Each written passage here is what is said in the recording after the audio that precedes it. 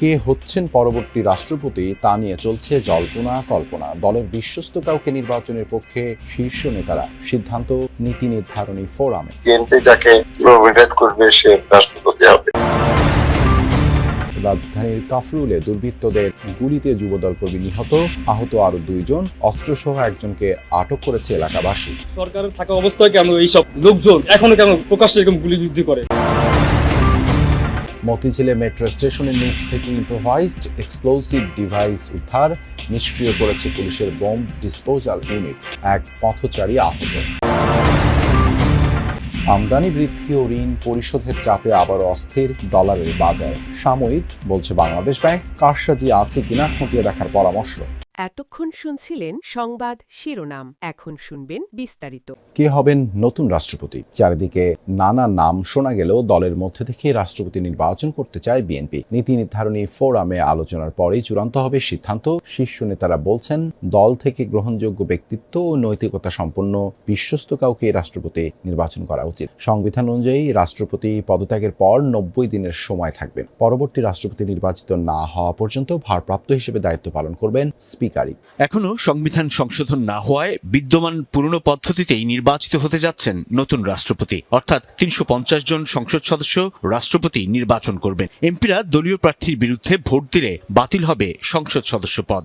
সেই হিসেবে নিশ্চিত করে বলাই যায়, সংসদে সংখ্যাগরিষ্ঠ বিএনপি মনোনীত প্রার্থী হতে যাচ্ছেন পরবর্তী রাষ্ট্রপতি, যে রাষ্ট্রপতির মেয়াদ ও সময়কাল কৌশলগত নানা দিক থেকেই রাজনৈতিক অঙ্গনে বেশ গুরুত্বপূর্ণ। এটা করলে যা হয়, কনস্টিটিউশন অনুযায়ী যা হবার তাই হবে। রাষ্ট্রপতি নির্বাচন হয় সংসদের সদস্য, ন্যাচারালি বিএনপি যাকে নমিনেট করবে সে রাষ্ট্রপতি হবে। এই পরিবর্তনটা সংবিধানের ধারা অনুযায়ী হতে যাচ্ছে। রাষ্ট্রপতি নির্বাচন হবে জাতীয় সংসদের সদস্যদের ভোটের উপরে। সেখানে সঙ্গত কারণেই বিএনপি যেহেতু নিরঙ্কুশ সংখ্যাগরিষ্ঠ রাজনৈতিক দল হিসেবে জাতীয় সংসদে আছে, তাদের মনোনীত প্রার্থী তিনিই তো নির্বাচিত হয়ে আসবেন। মোহাম্মদ শাহাবুদ্দিনের পদত্যাগের পর স্পিকার হাফিজউদ্দিন আহমদ ভারপ্রাপ্ত রাষ্ট্রপতির দায়িত্ব পালন করবেন। সংবিধানে আছে 90 দিনের মধ্যেই নতুন রাষ্ট্রপতি নির্বাচনের বিধান। আমাদের সংবিধানে নিয়মই আছে, রাষ্ট্রপতি যদি রিজাইন করে তাহলে স্পিকার একটিভ রাষ্ট্রপতি হয় until the election of next president.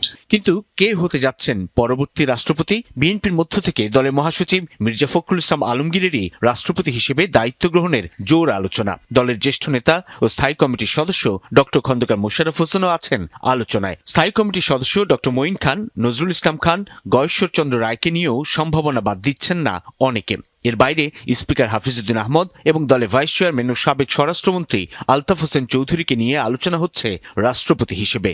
রাজধানী কাফরুলে দুর্বৃত্তদের এলো পাতাড়ি গুলিতে ইউসুফ আলী নামের এক যুবদল কর্মী নিহত হয়েছেন। এ সময় অস্ত্রসহ একজনকে হাতে নাতে ধরেছে স্থানীয়রা। গোলাগুলির সময় এক দোকানি সহ 2 জন আহত হয়েছেন। তাদের একজনের অবস্থা আশঙ্কাজনক। প্রতিদিনের মতোই মিরপুর 13 নম্বর সেক্টরের ই ব্লকে আড্ডা দিচ্ছিলেন বেশ কয়েকজন যুবদল কর্মী। সে সময় আশেপাশে কয়েকজনকে সন্দেহজনকভাবে ঘোরাঘুরি করতে দেখেন তারা। তাদের কাছে ওই এলাকায় আসার উদ্দেশ্য জানতে চান যুবদল কর্মীরা। যুবকদের জিজ্ঞাসাবাদ করার সময় হঠাৎ অস্ত্র বের করে গুলি করা শুরু করেন একজন। যখন আমরা ওদের পিছনে নেই, ওরা একটু জোরে ফোর্সফুলি হাইটা সামনের দিকে অগ্রসর হয়, কথা দাঁড়াইয়া বলতে চাইতেছে, চলে যেতেছে যে ভাই কি হয়েছে এরকম চলে যেতেছে। ইউসুফ ভাই আবার একটারে হাত ধরছে যে দাঁড়া ভালোভাবে কথা বল। ইউসুফ ভাই থেকে একটু হসকে রাস্তায় নামে অস্ত্র বের করে গুলি করছে। ওর সাথে হয়তো আরো 4-5 জন ছিল। যার গুলিতে ইউসুফ মারা গেছেন তাকেই আটক করেছেন স্থানীয়রা। একজন পাকড়া হয়েছে। আমরা যখন আমার ছোট ভাই আমরা তো ওই ধরছে, ও ধরার কারণে লাস্টে ওর কাছে ছাড়ার জন্য, ও তো আমার ভাইদের মোটামুটি ভালো স্বাস্থ্যবান, ওর ধরার কারণে ওর কলারটা ধরছে, ধরার পরে ও করছে ঠেকায় বুকে এরকম ঠিক এই জায়গাটা গুলিবিদ্ধ 3 জনকে ঢাকা মেডিকেল কলেজ হাসপাতালে নিয়ে গেলে যুবদল কর্মী ইউসুফ আলীকে মৃত ঘোষণা করেন চিকিৎসক। নিহতের বুকের ডান পাশে গুলি লেগেছিল। কষ্টটা এখানে, যেখানে হাসিনা পতন হয়েছে, আমরা যে অনেক দিন ছিলাম রাস্তায়, টানা 3 দিন ছিলাম, তখন যদি গুলিটা খাইতো কষ্ট লাগতো না। কষ্টটা এখানেই লাগতেছে যে বর্তমান এখন এই সরকারের থাকা অবস্থায় কেন এইসব লোকজন, যারা কারা কে মারছে আমি নাম বলতে পারতেছি না, এইসব লোক এখনো কেন প্রকাশ্যে এরকম গুলিবিদ্ধ করে। ঘটনায় মাথার ডান পাশে গুলিবিদ্ধ কাঁচামাল ব্যবসায়ী কালাম সর্দার এবং পায়ে গুলিবিদ্ধ আরেকজন মনির হোসেন হাসপাতালে চিকিৎসাধীন। যে নেতৃত্ব গড়ে উঠছে, যে নেতৃত্ব প্রতিবন্ধকতা সৃষ্টি করতে পারে এই সন্ত্রাসীদের, তাদেরকে টার্গেট কিলিং হচ্ছে। সুষ্ঠু বিচার হোক, আর জানি কারো মায়ের বুক যাতে খালি না হয়। রাজধানী মতিঝিল মেট্রো স্টেশনের নিচ থেকে ইম্প্রোভাইজড এক্সপ্লোসিভ ডিভাইস বা আইইডি উদ্ধার করেছে পুলিশ। এ সময় ওই এলাকায় আতঙ্ক ছড়িয়ে পড়ে। খবর পেয়ে পুলিশের বোম ডিসপোজাল ইউনিট বোমাটি নিষ্ক্রিয় করে। এ সময় আইইডির স্প্লিন্টার স্প্রিন্টারে এক পথচারীর বাম চোখ ক্ষতিগ্রস্ত হলে তাকে জাতীয় চক্ষু বিজ্ঞান ইনস্টিটিউটে ভর্তি করা হয়েছে। রাজধানীর ব্যস্ততম এলাকায় কারা বোম রেখে গেছে তা শনাক্তে কাজ করছে আইন শৃঙ্খলা বাহিনী। রাজধানীর মতিঝিল এলাকায় শুক্রবার সন্ধ্যার দিকে এভাবে আইডি নিষ্ক্রিয় করে পুলিশের বোম ডিসপোজাল ইউনিট। এ সময় সেখানে আতঙ্কের পরিবেশ তৈরি হয়। বর্ষাকালে ছাতা মানুষের নিত্য সঙ্গী, সেই সুযোগে বড় ধরনের নাশকতা ঘটাতে ছাতার মধ্যেই ইম্প্রোভাইজ এক্সপ্লোসিভ ডিভাইস বা আইডি রেখে যায় দুর্বৃত্তরা। শুক্রবার সন্ধ্যা 6টার দিকে রথযাত্রা যাওয়ার সময় কেউ একজন আনসার সদস্যদের পড়ে থাকা ছাতার বিষয়টি জানায়। মেট্রো স্টেশনের আনসার সদস্যরা ছাতার ভেতর লাইট দেখতে পেয়ে পুলিশকে খবর দেয়। ঘটনাস্থলে গিয়ে বোমটি উদ্ধার করে পুলিশ। ছাতার ভিতরে কেমন আলো জ্বলতেছে, এটা কেমন লাগতেছে একটু দেখেন। তখন মনে করেন স্যারকে ডেকে নিয়ে আসলো, স্যার বললো যে হ্যাঁ এটা তো দেখতে কেমন লাগতেছে। ওটা স্যার আবার ছবি উঠাইলো। প্রথমে একটু নাড়ছিলাম, নাড়ার পরে দেখি জিনিসটা একটু ভারী, এজন্য জিনিসটা আবার ওখানে রেখে দিয়ে আমরা পুলিশকে ইনফর্ম করি। জিনিসটাকে দূরে নিয়ে আসার পরে ওনারা নিষ্ক্রিয় করে দিয়েছে। মতিঝিলের মতো ব্যস্ততম এলাকায় বোম পাওয়ার খবরে আতঙ্ক ছড়িয়ে পড়ে। পথচারীদের নিরাপত্তায় সড়কে যান চলাচল বন্ধ করে দেওয়া হয়। আইন শৃঙ্খলা বাহিনী আছে, ওরা আসলো, ওরা এসে আপনার দেখে বলছে এখানে মানে ছাতার ভিতরে বোম পাওয়া গেছে। লালবাতি জ্বলার পরিপ্রেক্ষিতে এখানে আনসার ভাইরা ছিল, তারা আবার এটাকে সন্দেহ করছে, তা আমরা দেখে সরে গেছি।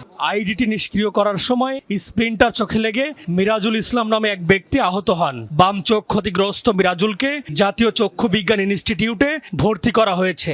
শ্রীমঙ্গল সরকারি বালিকা উচ্চ বিদ্যালয়ে অফিস সহায়ক পদে কর্মরত মিরাজুলের বাড়ি টাঙ্গাইলে।